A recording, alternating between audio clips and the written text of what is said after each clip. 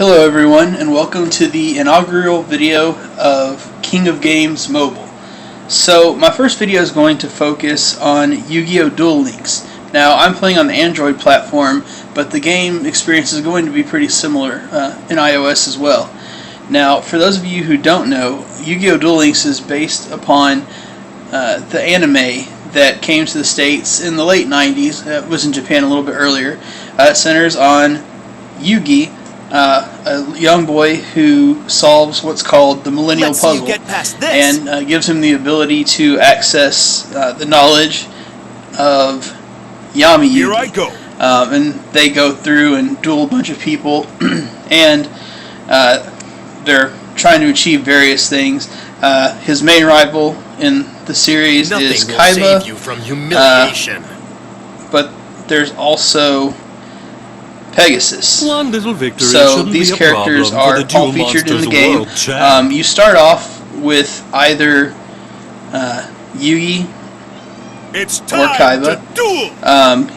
Yugi's deck focuses more on what are called spellcasters. They have a little bit lower attack, especially at the beginning, whereas Seto Kaiba focuses on dragon decks. Now, it doesn't really matter which one you pick at first. You can unlock the other one a little bit later on in the game. I picked Yugi, but that was a sentimental choice. He was the protagonist, and when I was a kid I watched the anime, so I just wanted to play as Yugi. But the easier thing is probably to start as Kaiba. His deck's going to be a little bit more powerful, and his boss monster is going to be the Blue Eyes White Dragon. It's a little bit hard to get out, but if you can get it out, it's pretty powerful. Okay, so I thought about starting a brand new game and letting you guys watch me play through it, but there are other Yu-Gi-Oh! Duel Links playthrough videos, and I don't think that there's one that literally is a real-time playthrough, but you've got a lot of people making, showcasing various decks. So what I thought I'd do is address in this first video the beginners. So as I already said, you can choose whichever character you like. If you don't have any real attachment to either, then Kaiba's probably easier. You'll start off at level 1, stage 1. So you'll notice I'm fairly far in the game at stage 42. It takes a little while to get there. If you press on the stage, you'll see what are called stage missions. What you'll want to do is complete these, and it'll let you progress. You also can Nothing will save you from level up your characters. Now, as you level up your characters, they gain access to different abilities. You'll see, if you look at this bar here that's moving all the way back to 1, you get 10 gems for getting them to level 2, a dispel for level 3, and so on. And every character has unlocks. Now, there's two kinds of in-game currencies. The first one is going to be gold. You use that at the card trader. Now, the card trader won't be available to you until about a level 10, I think. And you can go through here. You can see that some of these cards are pretty expensive. And there's also various stones that you need to unlock them.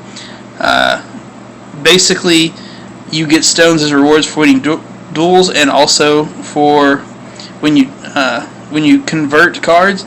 So what converting cards means is you can click here to card catalog for conversion,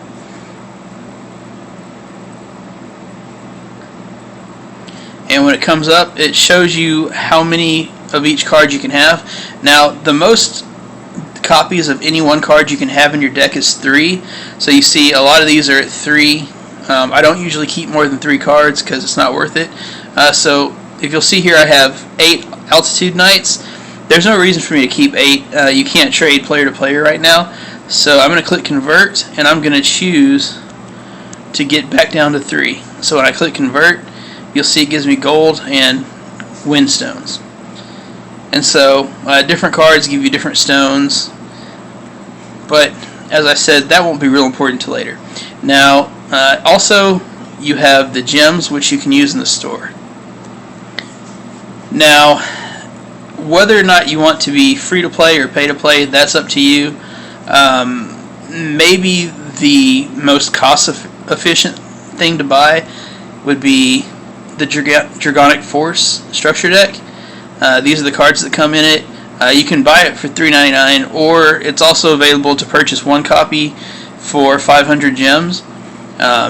You can actually get those 500 gems pretty easily by just leveling up your character, leveling up your stage missions, and that's not a bad way to go. There are also various events. Right now, the Duelathon's going on. That's October 12th, 2017. And basically, the more you duel, it fills up this little meter here, and you get different rewards for completing or getting more duel points.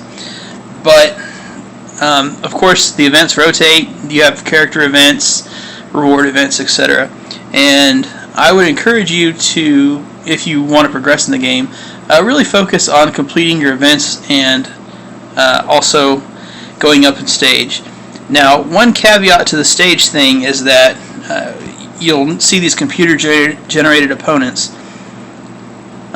When you see the levels 39, so if you were to try and duel this character with the cards that were available to you when you first started, it would be probably impossible. I shouldn't say impossible.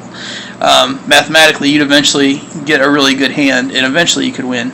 But the likelihood is that you would lose almost every time. So you don't want to progress. Once you get your gems and get a few good cards, you don't want to progress through the stages too quickly, just so that you don't get to the point where you get to CPU characters that you can hardly beat, and if that happens, you might become discouraged, quit the game. And I mean, people quit mobile games, it's not the end of the world, but if you want to have the most enjoyable experience possible, I would say get yourself up to about level 10 to 15, or stage 10 to 15, use your gems to get that structure deck, and then, kind of camp there for a while and build up your card pool. Now, if you go in here, outside the structure decks, there are mini boxes. They rotate in and out, so it really depends on what you want and how much money you want to spend. Honestly, I would concentrate on figuring out what deck I wanted to play and just build that deck. Now, the Ultimate Rising is sort of an older list. If you scroll through here and look at some of the cards, if you want to play a ritual deck, Sonic Bird is good. I'll go into the different kind of decks in another video. One good card from here is Sphere Karibo. Basically, you can discard it from your hand and change an attacking monster to defense position. So if something happens and you lose all your monsters, you can still protect yourself from, ideally, their biggest monster. And there's some other things in here. But what I would recommend doing is actually maybe watching some replays of other decks on YouTube, or when you can, go to the PvP arena.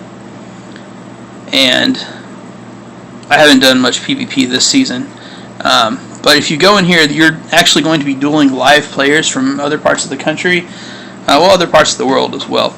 And you can just kind of see, you'll play some players that have a lot of cards unlocked, and you can just basically see the other decks. You're going to lose a lot at first once you rank up a little bit, but you can see the different decks and the different play styles, and everyone has their own play style. Now, my particular play style that I like to use right now is what's called a Union deck. So I'm running Bandit Keith, and I have various Union builds, but this particular one, what it does is it's a machine-based deck, and it has some searchers. These two cards, when they're destroyed, let me grab any of the other unions out of my deck, and you can combine these unions to make various fusion cards, and they're pretty powerful. And I'll go over the deck later, but the reason I'm showing you this now is because if you go back here to the store,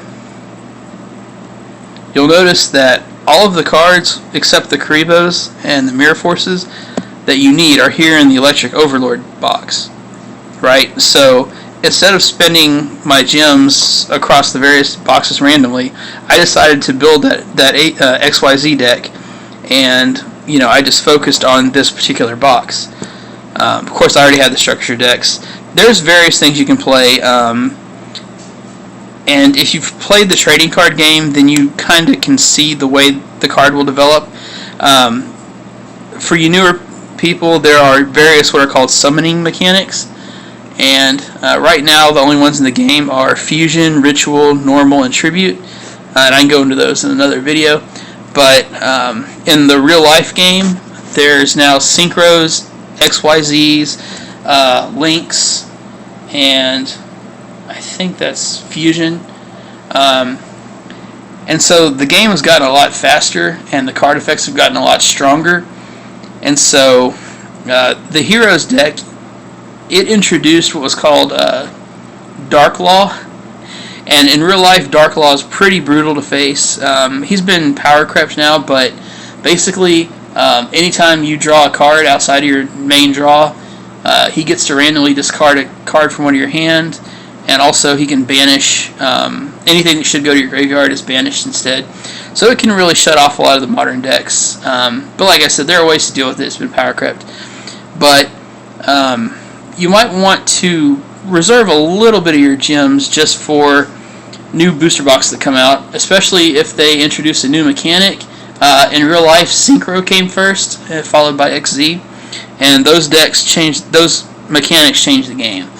They're really powerful, so I probably wouldn't spend all my gems. That's the takeaway for this.